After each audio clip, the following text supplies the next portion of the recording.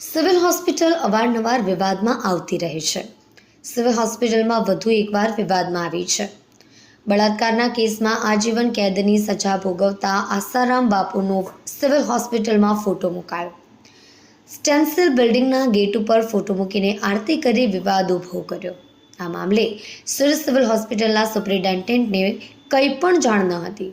કોઈ પણ પ્રકારની પરમિશન પણ લેવામાં આવી ન હતી. આસારામ બાપુના ભક્તોમાં એક જૂથે તેમનો ફોટો સ્ટેન્સિલ બિલ્ડિંગના ગેટ ઉપર મૂકીને આરતીનું આયોજન કર્યું.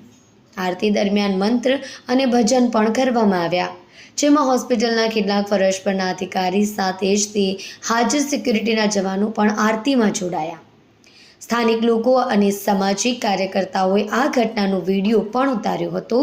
વિડીયો સોશિયલ મીડિયામાં વાયરલ થઈ રહ્યો છે.